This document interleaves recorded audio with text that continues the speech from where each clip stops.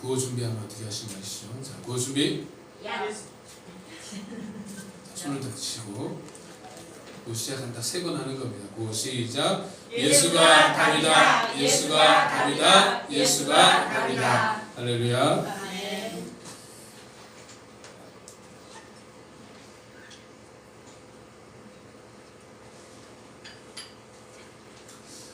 우리 성도님들 시 좋아하십니까? 시 좋아하세요?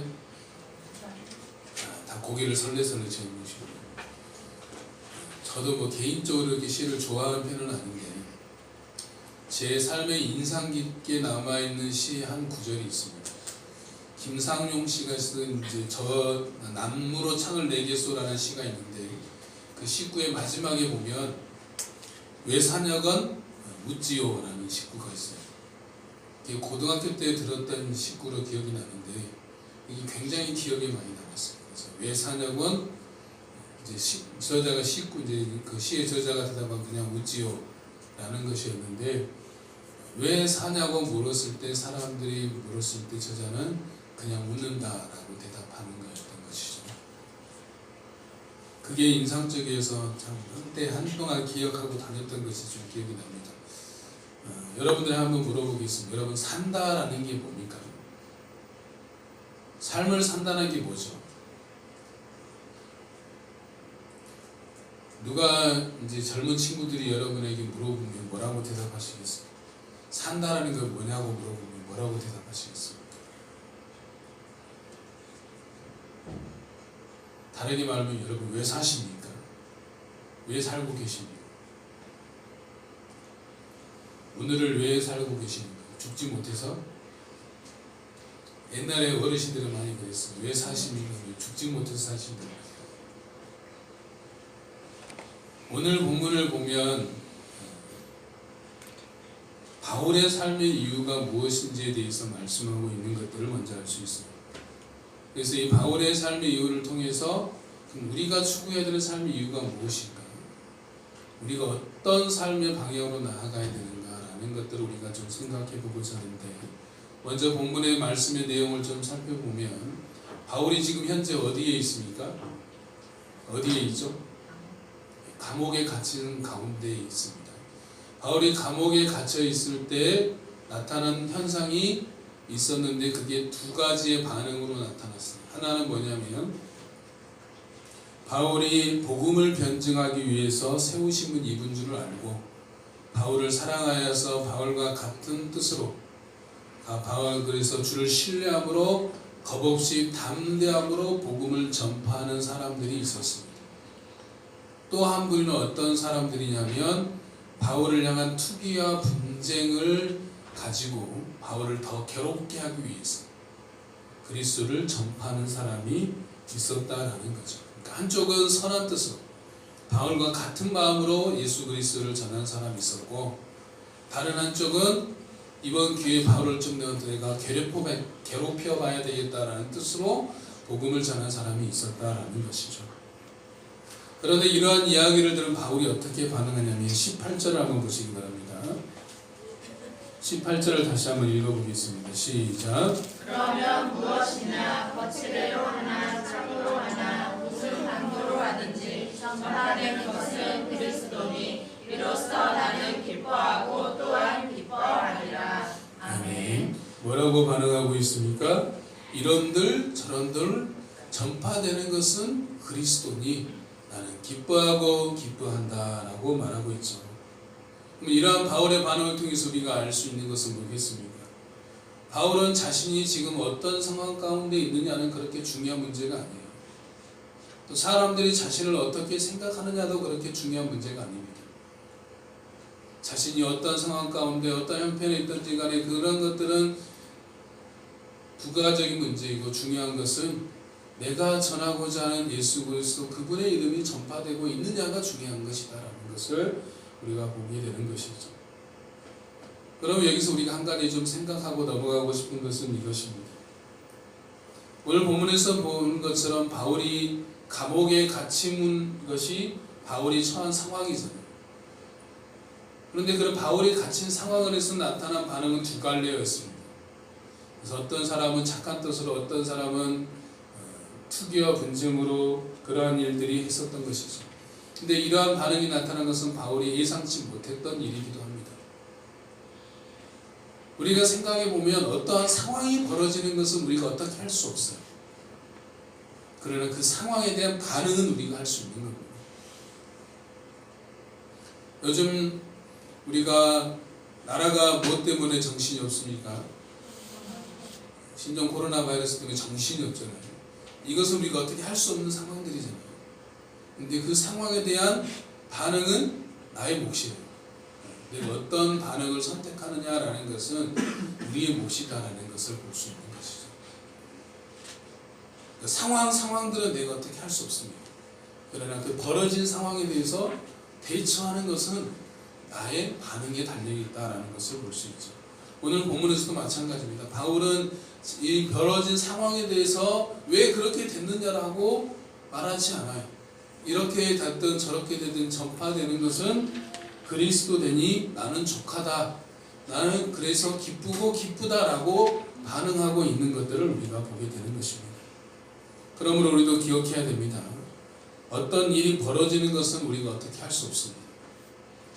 그러나 그때 우리가 어떻게 반응하냐는 것은 우리의 몫입니다. 그러므로 바라는 것은 여러분이 어떤 상황을 만나더라도 주를 바라봄으로 믿음으로 반응하시기를 축복합니다. 자, 그러면 우리가 오늘 이제 보고자 하는 것은 바울이 그렇게 반응할 수 있었던 이유가 뭐냐라는 거죠. 바울이 왜 그렇게 기쁨으로 반응할 수 있었던 그 근본적인 이유가 어디에 있느냐를 우리가 봐야 되는데 20절과 21절을 한번 보겠습니다. 20절, 21절 같이 읽습니다. 시작. 나의 간절한 기도와 소망을 따라 아무 일든지 부끄러워하지 아니하고 지금도 전과 같이 온전히 담대하여 살든지 죽든지 내 몸에서 그리스도가 존귀하게 되려 하나니 이는 내게 사는 것이 그리스도니 죽는 것도 유익함이라. 아멘. 바울의 소망은 한 가지였어요. 내가 살아있든지 죽든지 내 몸을 통하여서 내 삶을 통해서 그리스도가 존귀하게 되는 것. 여기서 존귀하다는 것은 헬라어로 메갈휘노라는 단어입니다. 그 뜻은 뭐냐면 위대하게 만들다, 웅대하게 만들다, 찬양하다라는 뜻을 가지고 있습니다. 즉 바울은 내가 살아있든지 죽어있든지 그건 중요한 문제가 아니고 내가 살든지 죽든지 내 삶을 통해서 그리스도가 위대해지는 것, 그리스도가 존귀하게 되는 것, 그리스도가 높임을 받는 것, 그리스도가 찬양을 받는 것, 이것이 내가 살아가는 이유다라는 거예요. 목적이다라는 거예요. 그렇기 때문에 그렇게 반응할 수 있다라는 거죠.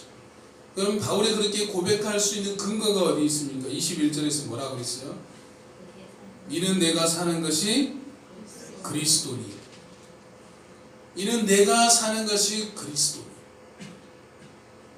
내가 살아가는 이유가 예수 그리스도 그분이기 때문에 그렇다라는 거죠. 내 삶의 이유가 뭐라는 거예요? 그리스도다. 내 삶의 이유가 예수 그리스도 그분이기 때문에 그분을 위해서 내가 언제든지 죽을 수 있다. 기꺼이 죽을 수 있다. 그래서 내가 차라리 죽는 것이 오히려 더 유익이다라고 고백하는 것이 볼 수 있는 겁니다. 여러분, 우리가 삶을 바라보는 다양한 관점들이 존재합니다. 삶의 이유와 목적을 어디에 두느냐에 따라서 삶의 관점들이 다양한데 몇 가지 관점들을 이야기해 보면 첫 번째 관점은 뭐냐면 쾌락주의 인생관입니다. 이러한 사람들은 어떤 삶을 가치관을 가지고 살아가냐면 인생은 먹고 마시고 즐기는 것이다. 먹고 마시고 즐기자라는 사람이 쾌락주의 인생관을 가지고 있는 사람들이죠. 그래서 이러한 사람들의 삶의 목표는 인생은 즐기는 것이다. 그래서 하루하루 즐기는 것에 목적을 두고 살아가는 사람들이 쾌락주의 인생관을 가지고 있는 사람들입니다. 두 번째 인생관은 이와 정반대되는 인생관을 가진 사람들인데 금욕주의적인 인생관을 가진 사람들이죠. 이러한 사람들, 인생관을 가지고 있는 사람들이 바라보는 삶은 뭐냐면 인생은 견디는 것이다. 그래서 삶을 산다는 것은 견디는 것이다. 어떤 일이 임하든지 그것을 참고 계속 해나가며 끝까지 견뎌서 결말 짓는 것이다 라고 생각하는 사람들이죠. 그래서 인생은 참아야 되는 거야. 또 참고 또 참는 것이 인생이라고 생각하는 사람들이다 라고 볼 수 있습니다. 세 번째 인생관은 이제 냉소주의적 인생관입니다. 모든 것을 냉소적으로, 비관적으로 바라보는 거죠. 이렇게 말하는 것입니다. 그게 무슨 소용이 있어? 다 소용없는 짓이야. 다 부질없는 것이야 라고 모든 걸 비관적으로, 비판적으로 바라보는 사람들이라고 볼 수 있습니다. 가끔 그런 사람들 볼 수 있습니다. 모든 사회 현상에 대해서 비판적으로, 냉소적으로 바라보는 사람들이 있는 것들을 보게 됩니다. 네 번째는 이제 신비주의적인 인생관을 가진 사람들이죠. 이 사람들은 자신의 육체의 한계를 극복하기 위해서 노력합니다. 그래서 세상이 자신에게 영향을 미치는 것을 허락하지 않으면서 동시에 수동적인 삶의 태도로 살아가는 사람들이다라고 말할 수 있죠. 뭔가 어떤 신비적인 경험들을 추구하는 사람들이다라고 말할 수 있습니다. 다섯 번째는 인문주의적 관점입니다. 이러한 사람들은 삶이라는 것은 선을 행하며 세상을 개선해야 되고 사회의 상태를 향상시켜야 된다라고 생각합니다. 그래서 이러한 인문주의적 관점을 가지고 있는 사람들은 늘 부르짖는 구호가 있습니다. 뭐겠습니까? 사회개혁입니다. 사회를 개혁시켜야 된다라고 말합니다. 그 여섯 번째가 가장 일반적인 인생관이라고 말할 수 있는데 대부분의 많은 사람들이 가지고 있는 인생관이다라고 말할 수 있습니다. 나는 자녀를 위해서 산다. 가족을 위해서 살아간다. 또 어떤 사람은 일을 위해서 산다. 또 어떤 사람은 자기 자신을 위해서 산다라고 말하는 모든 사람들이 여기에 해당된다라고 볼 수 있습니다. 나는 내 자신을 위해서 삽니다. 나는 내 가족을 위해서 삽니다. 나는 내가 하는 일을 위해서 삽니다 라고 말하는 것이다라고 볼 수 있죠. 그 마지막 한 가지 더 볼 것은 종교적인 관점입니다. 이러한 사람들은 삶이란 종교적인 사람이 되는 것이며 종교적인 의무를 행하는 일들이 바로 삶이다라고 생각하는 것이죠. 그렇다면 우리의 기독교적인 관점이 무엇인가? 바울을 통해서 보는 우리의 기독교적인 관점이라는 것은 바로 예수 그리스도가 우리의 삶의 이유이자 목적이 되어야 된다라는 것을 볼 수 있습니다. 그래서 그리스도를 위해 살고 그리스도를 위해서 죽고자 하는 사람들이다라고 말할 수 있죠. 그래서 예수 그리스도를 위해서라면 나는 어떠한 고난도 기꺼이 감당할 수 있다라고 말하는 사람이 바로 예수가 삶의 이유가 되는 사람들입니다. 이러한 삶이 바로 바울의 삶이었고 사도들의 삶이었고 또한 우리 한국교회 믿음의 선배들의 삶이었음을 알 수 있습니다. 한국교회는 이러한 믿음의 선배들의 헌신과 피흘림 위에 세워졌다는 사실을 우리가 잊어서는 안 됩니다. 그러나 최근에 일어나는 현상들을 볼 때 안타까움을 금할 길이 없습니다. 제 이번 주에 지난주에 이제 우리가 주일이 기준이기 때문에 지난주에 잠깐 저희 부끄러운 고백을 하다 보면 하나 하자면 화요일날 전도를 나갔는데 반대편에 횡단보도 쪽에 한 무리가 서 있는 걸 봤습니다. 그 사람들 보자마자 머리 꼭지까지 그냥 화가 치미는 걸 참을 수가 없었어요. 이성을 초월해버리더라고요. 그 사람들 어떤 사람이었냐면 대통령이 내려와야 된다라고 서명을 받는 사람들이었어요.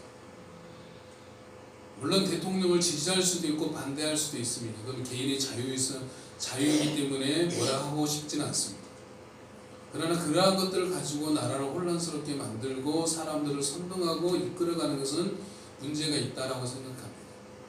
그리고 더 화가 났던 건 뭐냐면 그 중에 대부분이 다 기독교인들이나 교회 다닌다라고 말했다는 것이죠. 한 분은 와가지고 뭐냐면 하다가 자기 가는데 교회 전도하러 간다는 거예요. 더 화가 나는 거예요. 교회가 왜 이렇게 되어버렸나라는 생각에 더 화가 나버리는 것이죠. 교회는 어떤 정치 세력을 대변하는 세력이 아니에요. 정치 세력을 대변하는 게 아니에요. 정치 세력을 지지해 주는 것도 교회가 아니에요. 교회는 하나님의 나라를 위해서 있는 것이 교회입니다. 하나님의 영광을 위해서 살아가는 것이 교회이지 어떤 정치 세력을 대변하고 지지하고 밀어주는 것이 교회가 아니라는 것을 우리가 분명히 알아야 됩니다. 우리가 하나님 나라를 위해서 살아가서 그래서 하나님 영광 받으시도록 몸부림치는 것이 교회인데 가끔씩 그것이 일탈되는 모습을 볼 때마다 참으로 안타까운 것들을 볼 수가 있습니다. 그래서 여러분 기도할 때마다 여러분 우리 교회를 위해서 우리 교회뿐만 아니라 한국 교회를 위해서도 기도해야 됩니다. 교회가 올바로 바른 길에서 이탈하지 않도록. 그래서 자꾸 세상 권력과 친해져서는 안 돼요. 세상 권력을 위해서 기도하고 감시하고 어떻게 보면 바른 길로 갈 수 있도록 견제해야 되는, 그래서 그래야지 자꾸 친해져서 그 이익을 대변하고 나서서는 절대 안 되는 게 바로 교회라는 것들을 우리가 기억하면서 한국 교회가 바른 길을 갈 수 있도록 우리가 좀 기도했으면 좋겠습니다. 우리의 삶의 이유와 목적이 뭐가 되어야 되냐면 바로 예수 그리스도가 되어야 되는 것이죠. 내 삶의 이유는 바로 예수여야 됩니다. 우리가 올 한 해 표로 삼고 있는 주제가 뭡니까? 예수가 답이다. 예수가 모든 문제의 답이 되시기 위해서는 우리가 먼저 무엇부터 이루어야 되냐면 내 삶의 이유가 예수님이 되어야 됩니다. 우리가 말로는 예수가 답이다라고 외치면서 자신이 살아가는 이유는 다른 데 있다라면, 내가 살아가는 이유와 목적이 다른 데 두고 있다라면 예수님이 답이 될 수가 없죠. 구원은 예수가 답이다라고 외치면서 자신의 삶의 목적과 이유는 전혀 다른 방향을 바라보고 있는데 어떻게 예수님이 답이가 될 수 있겠어요? 그래서 우리의 삶이 내 삶이 예수가 이유가 되시는, 내 삶의 이유가 예수님이 될 수 있는 그러한 삶은 어떤 삶이 내 삶이 예수가 이유가 되는 삶일까? 라는 것들을 생각해 봤을 때 두 가지의 예수님 명령으로 좀 정리를 해봤습니다. 한번 저를 따라해 보시기 바랍니다. 나를 따르라. 나를 따르라. 내 안에 거하라. 내 안에 거하라. 예수님이 내 삶의 이유가 되시는 삶은 어떤 삶인가? 첫째는 예수님을 따르는 삶, 두 번째는 예수님 안에 거하는 삶이다 라고 말할 수 있습니다. 첫 번째는 예수님께서 말씀하셨죠. 나를 따르라 라고 말씀하셨대요. 따른다라는 게 뭘까요? 따른다라는 것을 잘 보여주는 말씀이 있습니다. 마태복음 4장을 한번 찾아보시기 바랍니다.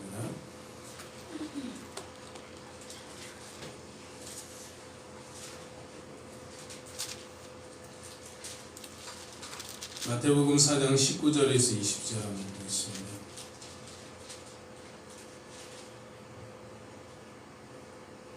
같이 읽습니다. 시작. 말씀하시되 나를 따라오라. 내가 너희를 사람을 넘는 어부가 되게 하리라 하시니 그들이 곧 그물을 버려두고 예수를 따릅니다. 아멘. 예수님께서 베드로와 그 형제 안드레를 보고 뭐라고 말씀하셨죠? 내가 너희를 사람 낚는 어부로 삼을 것이니까 나를 따르라 라고 하자 반응이 어떻게 나타났습니까? 곧 그물을 버려두고 예수를 따랐다. 다음 말씀을 또 하나 봐봅시다. 같이 읽습니다. 시작. 예수께서 그곳을 떠나 지나가시다가 마태라는 사람이 생간에 앉아 있는 것을 보시고 예수의 나를 따르라 하시니 일어나 따르니라. 아멘. 예수님께서 길 가시다가 누구를 보셨어요? 마태. 세리 마태가 세관에 앉아 있는 것들을 봤어요. 그래서 세리 마태를 향해서 뭐라고 말씀하냐면 나를 따르라 라고 말씀하자 세리 마태도 즉각 예수님을 따른 것들을 보게 되죠. 그러면 이 두 구절 속에 우리가 두 본문을 봤는데 이 두 구절 속에서 우리가 예수님을 따른다라는 것은 뭐냐면 바로 예수님을 따른다라는 것은 나를 따르라라고 부르신 분을 바라보는 거예요. 누가 나를 따르라라고 말하면 여러분 어떻게 합니까? 그 사람을 봐야 따라갈 거 아니에요. 그래서 따른다라는 것은 바라본다라는 거예요. 베드로와 안드레와 마태는 누구를 보고 따라간 겁니까? 예수님을 보고 따라간 거죠. 아무나 보고 따라간 것이 아니라 자기를 부르신 예수를 보고 따라갔다는 사실이 중요한 겁니다. 여기서 우리가 더 한 가지 기억할 것은 부르시니 그저 단순하게 믿고 따라갔다라는 사실입니다. 그래서 예수님을 따르는 삶은 단순한 겁니다. 부르신 예수를 보고 그냥 따라가면 되는 겁니다. 그분만 바라보면 되는 겁니다.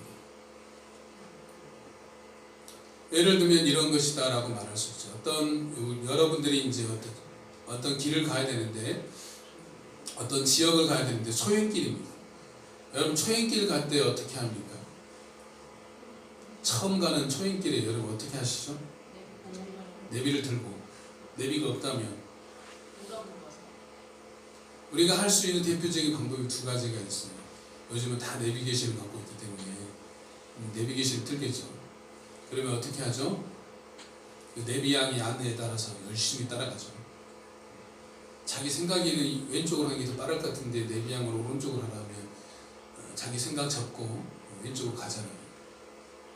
다른 생각 안 하고 그냥 가라는 대로 가고, 멈추라면 멈추고, 우회전하면 우회전하고, 좌회전하면 좌회전하는 게 우리가 초행길을 갈 때 내비를 따라가는 것은 모습이죠. 만약 내비가 없고 어떤 사람과 동행을 하게 됐어요. 근데 그 사람은 길을 아주 잘하는 사람이에요. 그럴 때는 어떻게 해요? 내가 그 뒤에 차를 따라가야 돼요. 그럼 어떻게 합니까? 다 막 옆차 뒤차 다 봅니까? 다른 차 안 보잖아요. 내 앞에 가는 그 차만 보고 막 따라가잖아요. 예수님을 따라간다는 게 그와 같은 거예요. 내 좌우를 다 보면서 옆에 누가 있나 뒤에 누가 있나 다 보는 게 아니라 나를 따라오라 부르신 그 예수님만 바라보고 가는 거예요. 하나님께서 아브라함을 부르시고 몇 가지 약속과 명령들을 하셨어요. 그랬을 때 아브라함이 어떻게 반응했나를 우리가 말씀을 통해서 한번 봅시다. 같이 읽습니다. 시작. 이에 아브라함이 여호와의 말씀을 따라갔고 롯도 그와 함께 갔으며 아브라함이 하란을 떠날 때 75세였더라. 아멘. 아브라함이 하나님과 그분의 말씀만을 붙들고 따라간 겁니다. 정확히 말하면 떠난 것이죠. 무엇을 왜 떠났냐?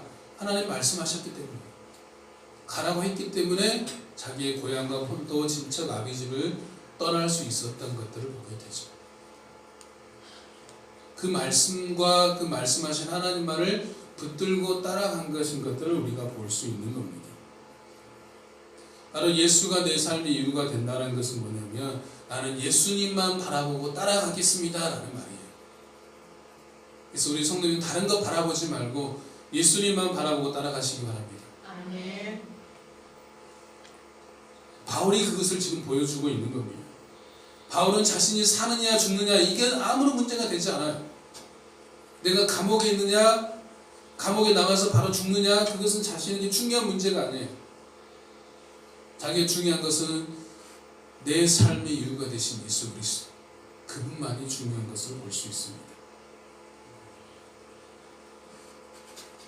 또한 예수님을 따라간다는 것은 예수님을 믿는다라는 것을 말하는 거죠. 또한 예수님을 믿는다는 건 뭐가 연관되냐면, 예수님 믿는다는 것은 예수님께 순종한다는 말과 같은 말입니다.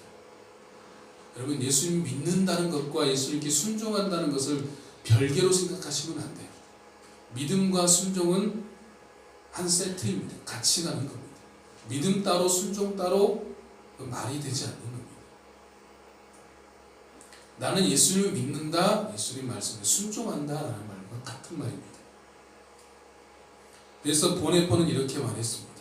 오직 믿는 자만이 순종하고 순종하는 자만이 믿는다라고 말했습니다. 또 보네포는 그의 책 나를 따르라라는 책에서 보면, 따른다라는 것은 일정한 발걸음을 내딛는 것이다. 부름에 따라 나서는 첫걸음은 따르는 자를 예전의 생활로부터 단절시킨다. 곧바로 새로운 상황을 만들어낸다. 예수를 따르기 위해서 세르는 세관을 버렸고 베드로는 그물을 버렸다라고 말하고 있습니다. 여러분, 예수님을 따른다는 것 또한 어떤 의미가 있냐면 새로운 삶의 시작이다라는 것을 말하는 거예요. 따르기 위해서는 어떻게 해야 돼요? 발을 떼야 되잖아요. 내가 그 사람을 예수를 따라가기 위해서 나의 발걸음을 떼야지만이 따라갈 수 있는 거예요. 그 자리에 서 있어서는 따라가는 게 아니잖아요. 따라간다는 것은 나의 발걸음을 딛는 거죠. 새로운 삶의 변화에 쓴다는 거죠. 오늘 아까 베드로의 마태복음 4장에서 베드로는 어떻게 했어요? 곧 무엇을 버려두었다고 했습니까? 그물을 버려두고 예수를 따라고. 세리 마태는 뭘 버렸어요? 세관을 버려두고 떠났다라는 것들을 우리가 기억해야 됩니다. 그런데 우리가 그분을 따르는 데 있어서 주의할 점이 한 가지 있습니다. 그건 뭐냐면 내 생각을 내려놓아야 된다라는 겁니다. 우리가 아까 좀 전에 예를 들었던 자동차 내비게이션 한번 생각해 봅시다. 여러분이 가정을 해서 내비게이션을 따라가고 있다라고 생각합니다. 근데 가던 막 내비를 열심히 따라가고 있는데 갑자기 어떤 생각이 들어와서 막 그 생각에 골똘했어요. 그러면 어떻게 됩니까? 막 내가 그 생각에 막 사로잡혔어요. 그러다 보면 내비의 지시를 놓칠 수 있게 되는 거죠. 물론 요즘 내비는 좋아서 다시 뭐 새로운 길로 인도하고 그러긴 하지만 그 과정 중에 뭐예요? 내가 들어야 될 목소리를 듣지 못하게 되는 거죠. 우리의 신앙생활도 마찬가지입니다. 자신의 생각이 많으면 많을수록 힘들어요. 어렵습니다. 헤매기 쉽습니다. 상황이 복잡할수록 그 상황을 푸는 길은 어떻게 하라고 했어요? 단순하게 푸는 겁니다. 상황이 복잡할수록 여러분 단순하게 생각해야 됩니다.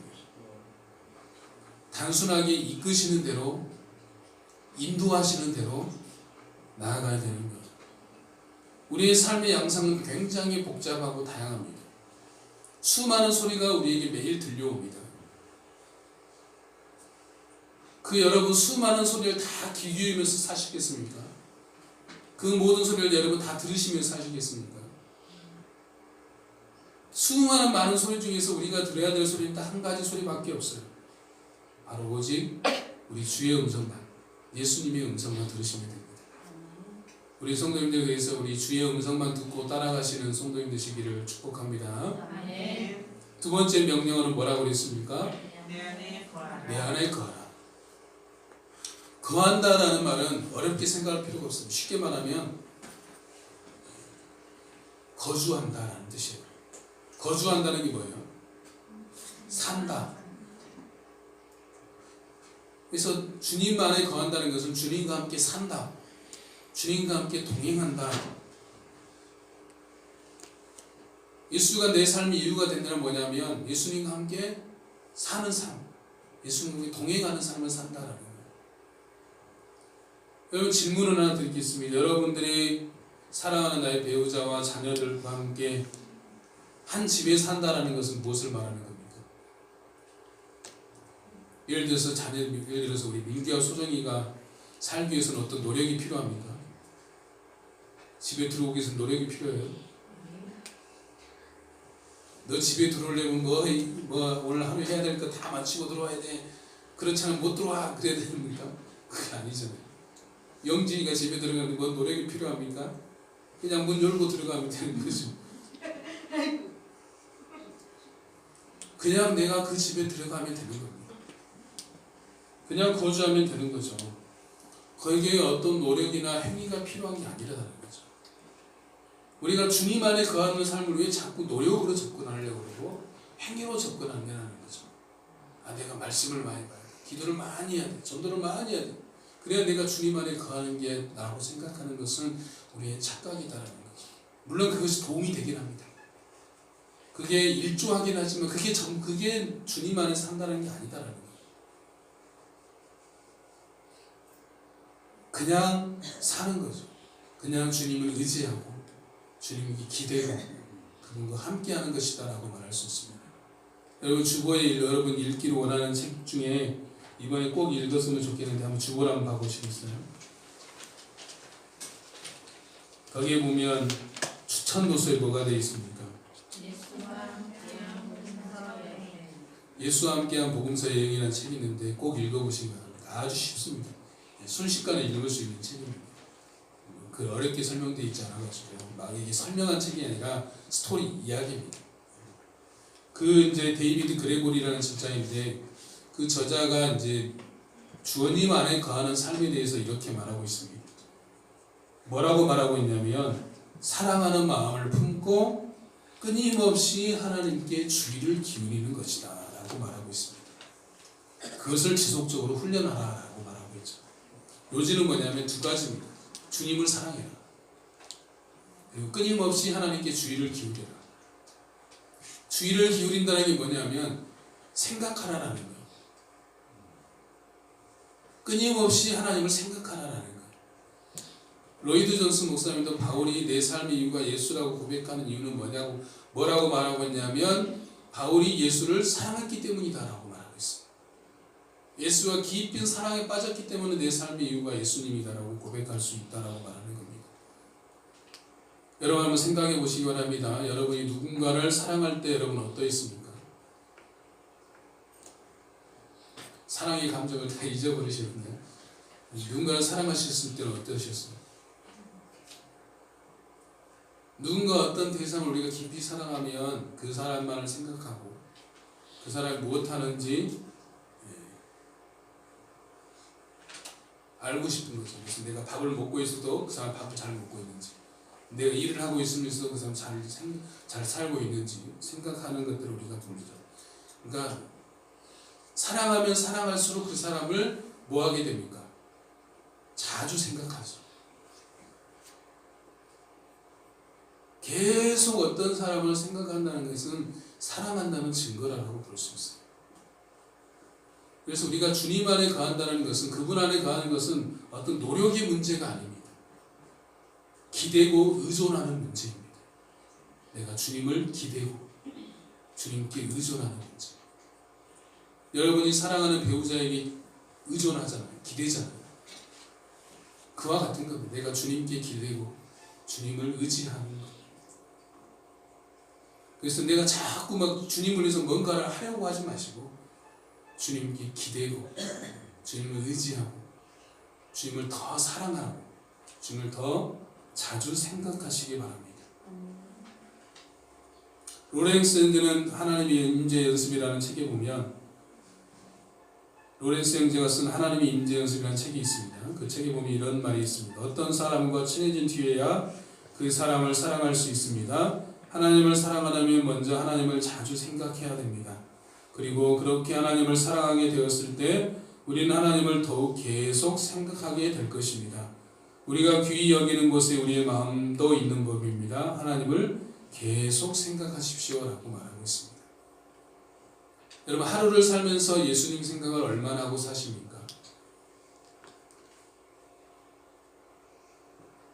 우리가 예수님을 사랑한다는 건 뭐냐면 예수님 생각을 자주 하는 거예요. 많이 하는 겁니다. 틈날 때마다 하는 겁니다. 그게 이제 선한 목적의 유기성 목사님이 하고 있는 24시간 예수님을 바라보자 하는 운동이긴 합니다. 계속해서 그분의 주장은 이제 눈 뜨자마자 예수님 생각하고 눈 감을 때까지 예수님 생각하자는 이제 주인데 맞다고 생각합니다. 우리가 예수님을 사랑한다면 그분을 생각해야 돼요. 내가 뭘 하든지 간에 생각하고 뭘 하든지 또 생각하고 또 생각하는 삶이 되어야 된다고 말할 수가 있는 것이죠. 여러분의 생각을 그냥 내버려둬서는 안 됩니다. 그냥 내 생각이 흘러가는 대로 내버려두면 수많은 잡생각들이 내 생각을 지배하게 됩니다. 그러다 보면 나의 삶을 내가 원하지 않는 방향으로 이끌어갑니다. 우리의 할 일은 예수님을 계속 생각하는 거예요. 끊임없이 생각하는 거예요. 항상 그분께 주의를 기울이고 생각하며 기대고 의존하며 사는 것이다 라고 말할 수 있습니다. 그래서 이번 한 주간은 그 어느 때보다 더 많이 예수님을 더 많이 생각하며 사시길 바랍니다. 죽음을 맛보지 않고 하나님 나라로 간 사람이 엘리야 말고 또 누가 있습니까? 두 사람이죠. 이 사람과 엘리야가 죽음을 맛보지 않고 하나님 나라로 갔습니다. 누구죠? 두 글자. 힌트는 다 드렸습니다.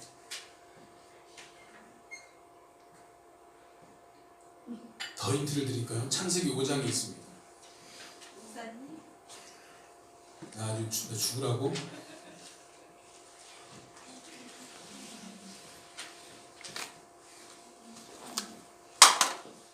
에녹이죠. 에녹이 죽음을 맛보지 않고 하나님 나라로 갔죠. 그 에녹의 삶의 비밀이 뭐였어요? 에녹 성경에서 에녹에 대해서 기록한 것을 보면 하나님을 위해서 어떤 일을 했다는 것은 아무것도 없어요. 딱 한 가지 한 줄이 있어요. 뭐라고 되어 있어요? 하나님과 동행했다. 하나님과 동행했다는 뭐예요? 하나님과 함께 살았다. 그냥 하나님과 함께 산 게 다라는 거예요. 근데 히브리서 11장 5절에 보면 뭐라고 되어 있냐면 그는 옮겨지기 전에 하나님을 기쁘시게 하는 자라라는 증거를 얻었다라고 말하고 있어요. 300년 동안 하나님과 동행한 것밖에 없는데 그는 하나님을 기쁘시게 했다라고 말하는 거죠. 하나님을 기쁘시게 하는 것은 어떤 행동을 많이 하는 게 아니라는 거예요. 어떤 행위를 많이 하는 게 아니라는 겁니다. 그분을 사랑하고 그분께 기대고 의지하며 그분을 생각하며 그분과 함께 사는 것이 그분을 기쁘시게 하는 겁니다. 여러분, 우리 주님과 내가 사랑하는 주님과 함께 매일 사시기 바랍니다. 아멘. 동행하시기 바랍니다. 아멘. 그것이 우리 주님을 기쁘시게 하는 것입니다. 말씀을 준비하면서 제가 다시 한번 들은 찬양이 있는데 찬양의 제목이 내 삶의 이유라라는 찬양이 있습니다. 여러분 이제 집에 가셔서 한번 들어보시기 바랍니다. 유튜브 같아서 내 삶의 이유라 치면 나옵니다. 가사가 어떻게 되냐면 예수는 내 힘이요 나의 기쁨 내 참 소망 그 이름의 생명이 내 삶의 이유라 내가 사나 죽으나 그 이름을 위하여 내 모든 것 드리니 나를 받으소서 오직 주만 따라갑니다. 오직 주만 높임 받으소서 내 평생의 그 이름을 그의 선하심을 세상에 노래합니다. 그 이름에 크신 능력 영원한 생명이 내 삶의 이유라라고 되어 있습니다. 여러분 꼭 한번 들어보시기 바랍니다. 내 삶의 이유라 따라 부르기도 어렵지 않아요. 내 삶의 이유라라고 치시면 내 삶의 이유가 되는 오늘 이제 말씀을 이제 찬양으로 만든 거예요. 그래서 여러분과 함께 하려다가 어려움이 있을 것 같아서 소개만 해드리는 거예요. 진젠도르프라는 사람이 있습니다. 그 사람이 뭐라고 고백했냐면 내게는 한 열정이 있으니 그것은 오직 그분뿐입니다. 내게 사는 것은 그리스도입니다. 라고 고백했습니다. 그래서 내가 살아가는 이유는 오직 예수 그리스도 그분이 되는 우리 사랑하는 모든 성도 되시기를 축복합니다. 아멘. 우리 정말 자리에서 일어나서 같이 함께 찬양드리겠습니다.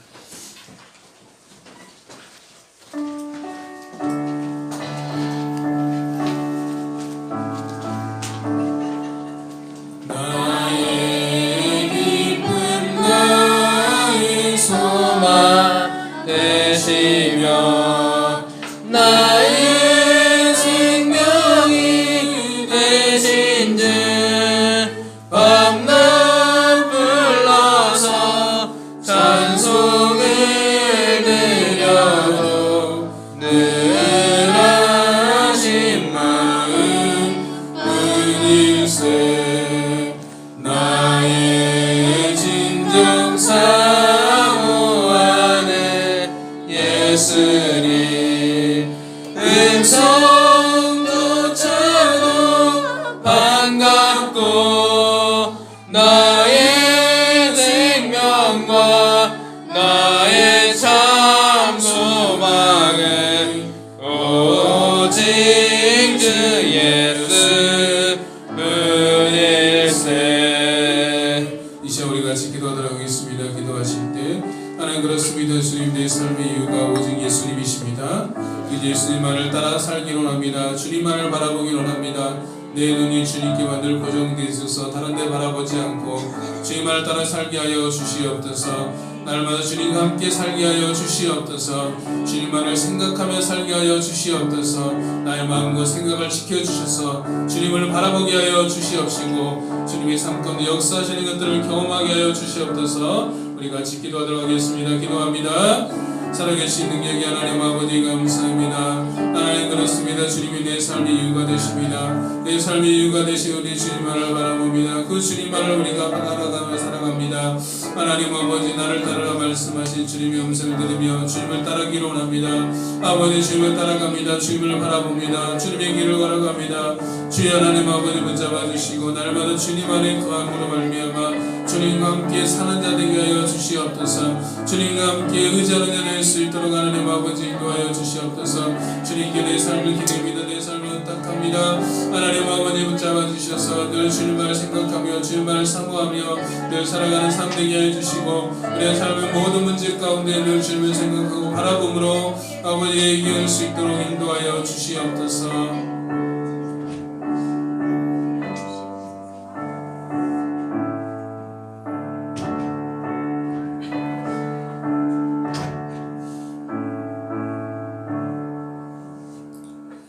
우리의 삶의 이유가 되시는 살아계신 능력이 하나님 아버지 감사합니다. 나를 따르라 주님께서 말씀하셨던 것을 기억하며 그리고 온전히 주님의 뒤를 따라가게 해주시고 주님만 바라볼 수 있도록 인도하여 주시옵소서. 하나님 우리가 처한 상황을 바라보지 않고 환경을 바라보지 않고 우리와 함께 계시며 우리 가운데 역사하시길 원하시는 그 주님을 바라볼 수 있도록 주님 인도하여 주시옵소서. 매일 주님을 생각하며 주님과 함께 살기를 원합니다. 주님께 기대기를 원합니다. 주님만을 의지하기를 원합니다. 주님만을 사랑하기를 원합니다. 주님을 도와주시고 역사하여 주시옵소서. 그래서 우리가 한 주간을 살아갈 때 주님이 내 삶의 이유가 되심을 경험하게 하여 주시옵소서. 주께 감사드리며 예수님의 이름으로 기도드립니다. 지금은 우리 주 예수 그리스도의 은혜와 하나님의 크고 무한하신 사랑과 성령님의 감화감동 교통하심이 내 삶의 이유가 되시는 예수 그리스도를 따르며 그분과 함께 살기를 소망하는 우리 사랑하는 모든 성도들 모임 위에 지금부터 영원까지 항상 함께 있을지어다.